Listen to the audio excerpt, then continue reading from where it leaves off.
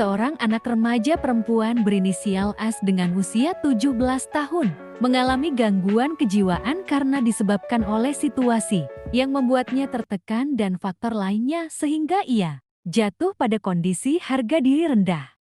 2 tahun yang lalu, S bertemu dengan seseorang yang ia cintai. Laki-laki tersebut berinisial A dan saat itu usianya masih 22 tahun. Buah dari hubungannya dengan A. Ternyata si S hamil sehingga terpaksa harus menjalani pernikahan secara siri karena umur si S belum mencukupi. Tidak disangka-sangka ternyata suami si S yakni A sudah memiliki istri dengan perkawinan yang sah karena tidak terima. Akhirnya istri sah Daria melaporkan A dan S dengan pasal 284 ayat 1 KUHP perselingkuhan, sehingga mengakibatkan si S dan A dipidana.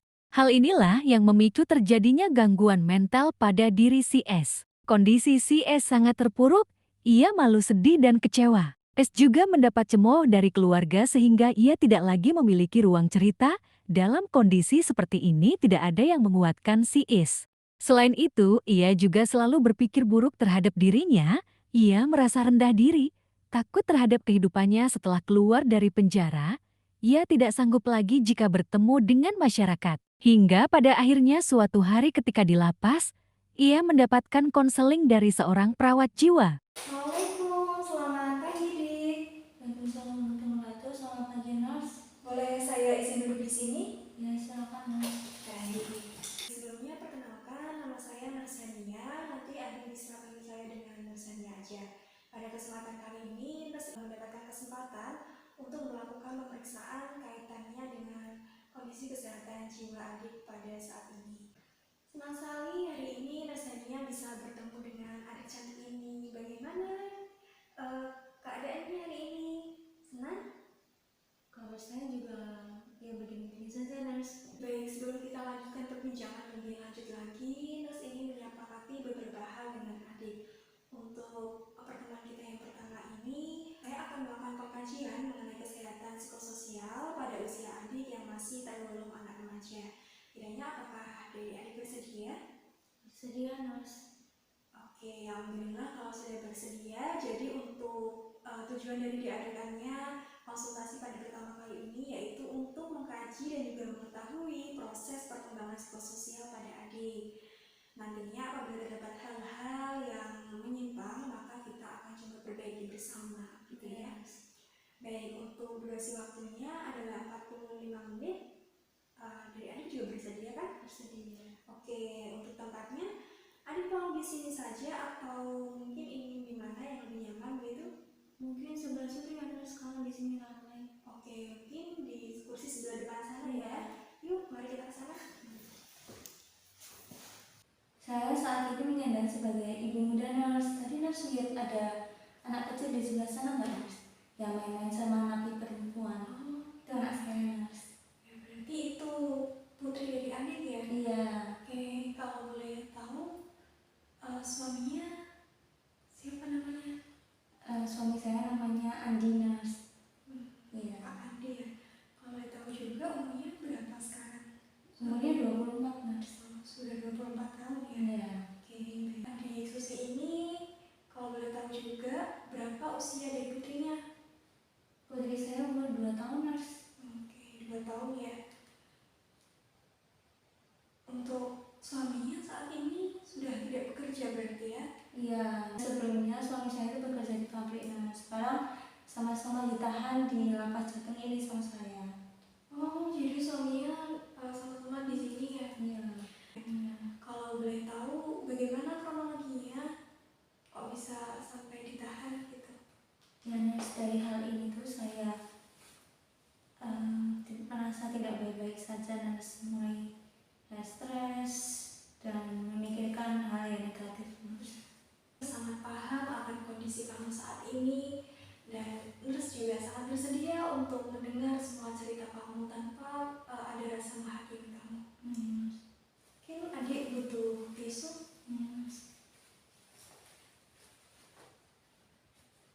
Ya.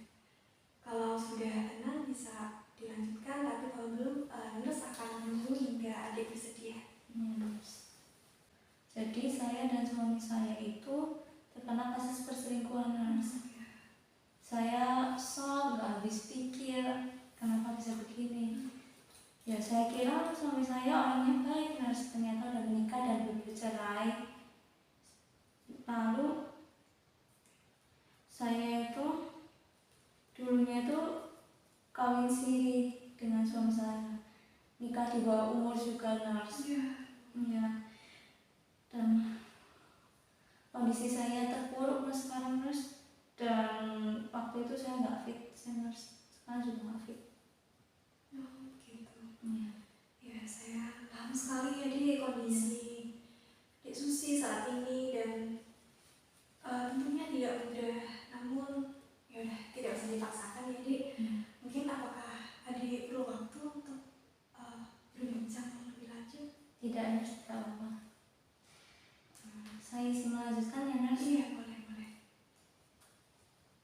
Waktu itu saya itu tidak fit karena saya sedang mengandung, nurse. Ya, mengandung adik tadi ya. Iya. Ya, mungkin dari adik masih adakah hal yang ingin disampaikan atau sudah cukup? Ya masih, nurse. Ya. Waktu itu istri pertama dari suami saya tadi itu melaporkan saya dan suami saya kena pasal 284 ayat 1 KUHP, nurse. 284 ayat 1 KUHP. Iya. Mengenai perselingkuhan. Iya. Saya mendapatkan hukuman 1 bulan 12 hari dan suami saya mendapatkan 2 bulan. Ya. Ini hari ke-14 saya, nurse, dan banyak perubahan yang saya alami, nurse. Oke, mungkin bisa disampaikan lebih lanjut lagi kepada misalnya ini bagaimana kondisi adik sejak saat itu? Ya, saya saat itu tidak bisa tidur, nurse. Khawatir pandangan orang ke saya, khawatir hal negatif ke saya. Dan saya itu pernah berpikir untuk bunuh diri, nurse. Namun saya memikir lagi bagaimana nasib kedepannya ke anak saya, nurse. Saya sangat memahami dan bisa merasakan apa yang adik rasakan saat itu ya Dik. Mungkin apakah masih ada hal-hal yang ingin disampaikan lagi? Karena dengan begitu mungkin dapat mengurangi rasa kecemasan yang ada dalam diri Dek Susi. Iya. Saya tidak percaya diri, nurse. Sekarang suka melamun, malu di hadapan orang banyak, malu, nurse. Nurse punya solusi untuk saya, nurse, supaya saya bisa sehat jiwa saya, nurse. Karena sejatinya itu saya itu dari hati yang paling dalam. Saya tuh ingin menjadi orang tua yang baik untuk anak saya, nurse. Ya, baik, luar biasa sekali ya motivasi Dek Susi ini. Saya sangat appreciate mendengarnya. Mungkin sebelum saya menyampaikan hal-hal yang bisa Dek Salma lakukan ya, saya ingin kamu mengingat satu hal ini, bahwasanya dalam setiap permasalahan itu akan ada solusinya. Selama kita optimis dan juga percaya, insya Allah solusi itu akan datang. Baik, nurse. Saya jadi merasa tercerahkan ya, nurse. Pikiran saya yang biasanya selalu negatif jadi sedikit-sedikit positif, nurse. Dan menurut saya itu memang masalah ini tuh saya terlalu berat, nurse. Iya, saya juga merasakan itu sangat berat sekali, apalagi adik yang saat ini berusia 17 tahun ya. Oke, berarti adik sudah siap untuk berubah ya? Sudah siap untuk melakukan terapi ya? Untuk menunjang kondisi kesehatan adik. Baik, setelah ini akan saya ajarkan, nanti bisa adik Susi tidurkan ya? Oh iya, Dek Susi, kira-kira apakah Dek Susi ini sudah tahu bagaimana kondisi kesehatan jiwa adik pada saat itu? Tidak, nurse. Jadi sebetulnya apa yang terjadi pada saat itu? Karena kemarin-kemarin tuh saya selalu murung, pandangan selalu ke bawah, saya merasa malu, nurse, kalau di depan orang, nurse. Terus saya merasa tidak pantas hidup, nurse. Saya malu anak saya, nurse. Apalagi anak saya takut kecewa sama saya, nurse. Baik, di sini nurse ingin menyampaikan ya, dari apa yang sudah kamu ceritakan semuanya tadi, bisa saya tarik kesimpulan bahwa kondisi kesehatan jiwa adik saat ini bisa dikatakan sebagai kondisi harga diri rendah, yang mana skalanya bisa kita sebutkan di skala sedang hingga berat. Jadi untuk itu kita perlu mengupayakan agar kondisi kesehatan jiwa adik ini bisa lebih membaik lagi dan tidak selalu merasa terpuruk gitu ya, Dik. Ya, nurse. Baik, untuk yang pertama saya ingin mengajarkan beberapa teknik relaksasi yang berguna untuk mengurangi kecemasan ini, di mana teknik relaksasi ini terbagi ke dalam 4 jenis. Yang pertama adalah teknik distraksi atau pengalihan, kemudian ada teknik relaksasi napas dalam, kemudian juga ada teknik relaksasi otot, dan yang terakhir adalah latihan hipnosis 5 jari. Namun pada kesempatan kali ini kita akan belajar 2 terlebih dahulu ya, teknik relaksasi. Yang pertama adalah teknik distraksi, kemudian dilanjutkan dengan teknik latihan napas dalam. Untuk yang teknik distraksi ini sama halnya dengan namanya, yaitu penglihatan. Di sini kita bisa melakukan teknik distraksi penglihatan ataupun juga pendengaran dan juga perilaku. Untuk contohnya, misalkan teknik distraksi penglihatan adalah ketika Dik Susi suka membaca komik, itu bisa diaplikasikan untuk mengurangi kecemasan. Kemudian untuk pendengaran adalah ketika Adik Susi mungkin suka bernyanyi atau mendengarkan musik gitu ya. Kemudian untuk teknik distraksi yang terakhir adalah perilaku. Mungkin untuk ini aplikasinya adalah ketika adik Salma suka bermain BTS, mungkin itu bisa diaplikasikan nantinya. Insya Allah akan dapat mengurangi kecemasan kita tanpa konsumsi obat seperti itu ya, Dek. Kemudian untuk selanjutnya kita akan belajar teknik relaksasi napas dalam. Mungkin Dek Salma bisa mengikuti gerakan saya ya, namun sebelumnya saya ingin menjelaskan terlebih dahulu. Untuk teknik relaksasi napas dalam ini kita posisikan seluruh badan ini dengan kondisi yang rileks. Kemudian juga rilekskan otot-otot bahu, otot-otot kening, dan juga otot-otot kaki. Untuk posisinya duduk seperti ini dan matanya bisa terpejam dan juga tertutup. Mungkin kita bisa buka masker dulu karena untuk sirkulasi udaranya biar lebih luas gitu. Mungkin Dek Susi ingin dengan memejamkan mata atau menutup mata? Mungkin membuka mata. Membuka mata aja, oke baik. Untuk mengawali, mari kita berdoa terlebih dahulu, semoga lancar ya. Jangan lupa rileks, tarik nafas dalam-dalam, tahan, kemudian lepaskan melalui mulut dengan pelan-pelan.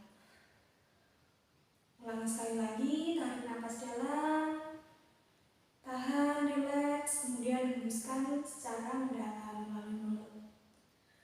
Oke, sampai di sini apakah bisa dipahami ya, Dek?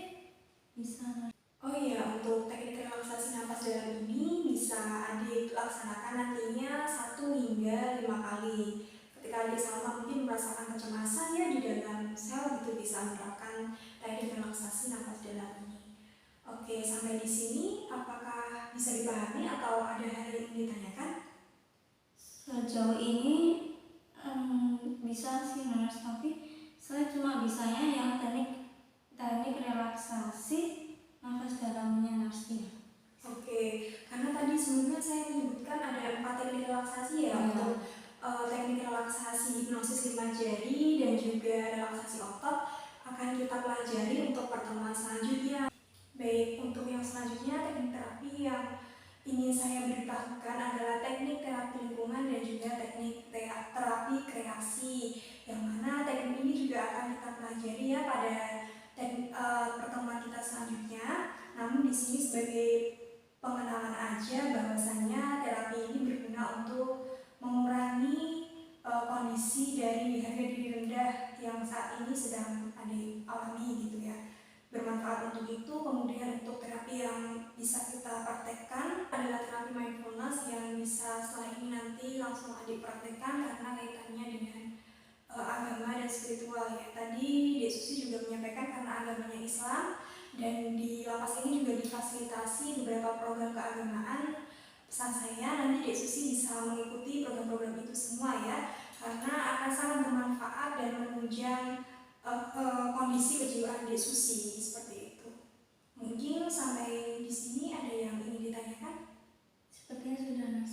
Baik, tidak terasa ya kita sudah 30 menit berbincang dan kita juga sudah berada di ujung sesi. Mungkin karena sejauh ini Adik Salma juga sudah sangat terbuka dengan saya dan saya senang sekali karena Adik Salma memiliki tekad yang baik dan kuat untuk berubah menjadi pribadi yang lebih positif dan lebih baik lagi.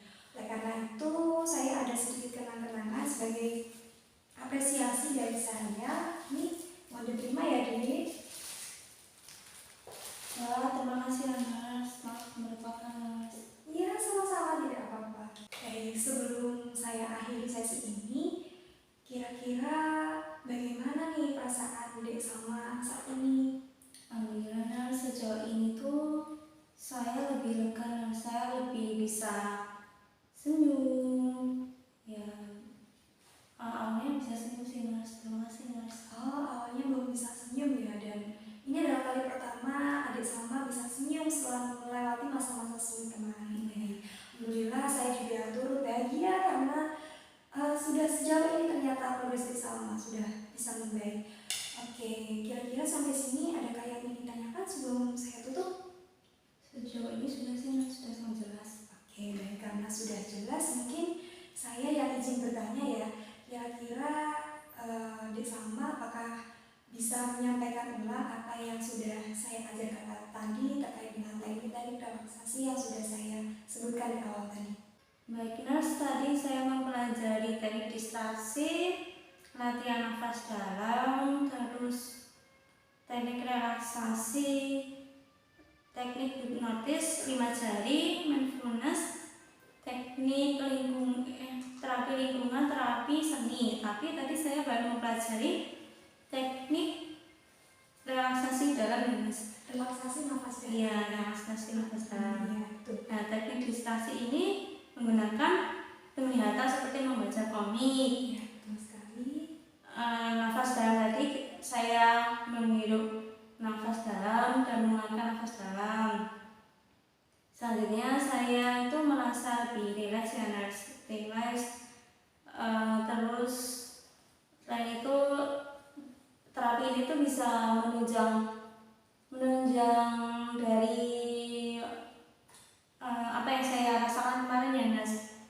Bisa menyembuhkan harga diri saya, harga diri rendah saya, dan saya menunggu terapi selanjutnya ya, Nas. Ya, untuk terapi selanjutnya akan kita pelajari di pertemuan selanjutnya ya. Iya. Dan semoga apa yang sudah Adik pelajari ini bisa diterapkan nantinya.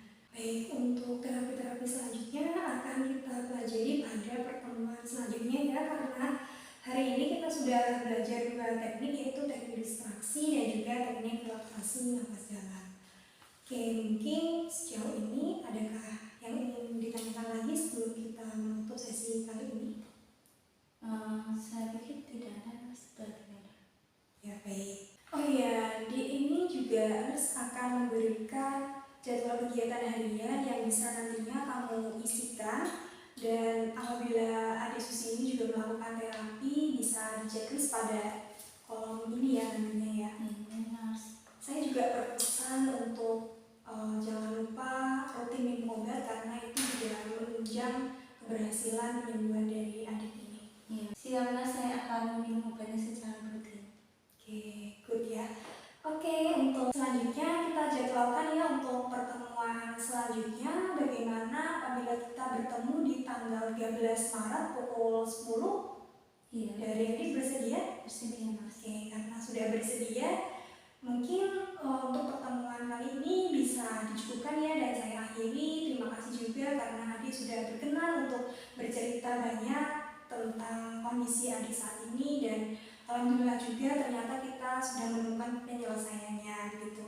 Mungkin karena juga Dek Susi ini juga tidak ada pertanyaan yang ditanyakan, bisa saya akhiri. Sekian, wassalamualaikum warahmatullahi wabarakatuh. Waalaikumsalam.